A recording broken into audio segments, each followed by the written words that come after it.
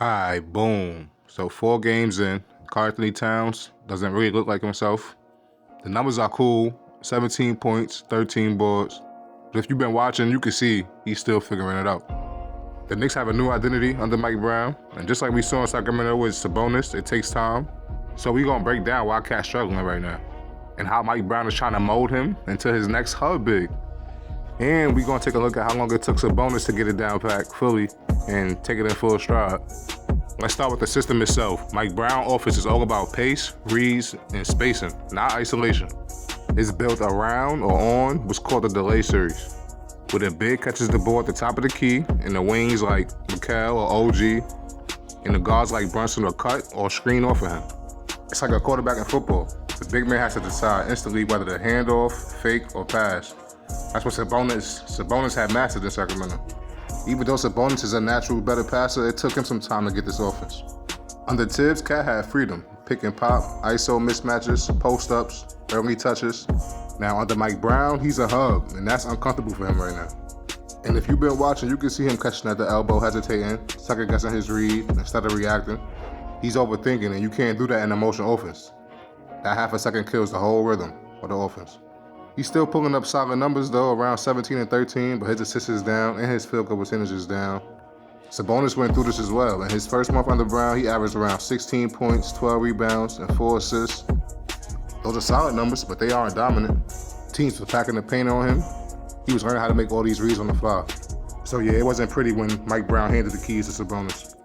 The Kings actually got fewer shots at the rim when he was on the floor. His early true shooting percentage was around 51%. He was turning the ball over almost 4 times a game. Brown stuck with him, and he knew Sabonis had to learn to think like a guard. By mid-season, everything clicked. The cutters knew their timing, shooters relocated at the perfect moments, and Sabonis started putting up those 20-point triple-doubles we still be talking about sometimes. By year 2, Sabonis was averaging around 19.5, 13.5, and 8.2 assists. And he was shooting nearly 60% from the field. So now, the million-dollar question. Can Cat do what Sabonis did? I actually think he can, but it'll look different. Sabonis is a bruiser. He loves contact. He likes short roll playmaking. He's patient when he's reading.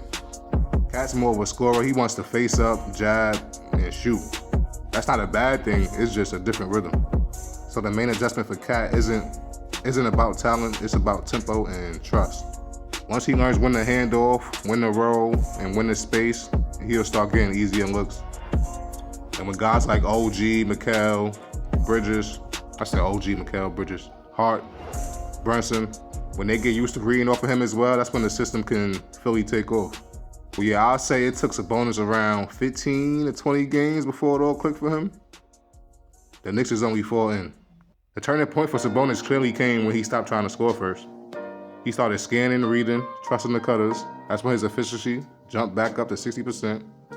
So the main thing I'm watching for is if he starts getting those quick decision assists where the ball doesn't stick.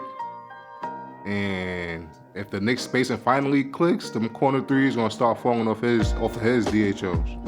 Once those 2 things happen, that's when he signals that he's comfortable. That's when the offense transforms from hesitant to harmonic.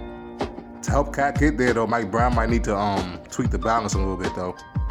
Like deliberately calling some pick and pop plays, calling some pick and rolls just so he can get a mismatch or even post up occasionally. I mean, that'll make sure he's engaged while still teaching him the reads that Mike Brown wants. Cat is more aggressive as a scorer than Sabonis, as he should be, because he is better. So yeah, Mike Brown just should help him out with that a little bit. So yeah, think of it like this. Sabonis grew by being the passer. Cat can grow by being both the scorer and the connector. That's when you'll see him take off for real. So yeah, it's early. It's only 4 games, which this story isn't about. It's about evolution. Sabonis went from awkward fit to All-NBA under Mike Brown. Karl-Anthony Towns had that same chance. If he figures out the timing, the reads, and the balance between freedom and flow, the Knicks might have just found a system that maximizes not just Cat, but the whole roster.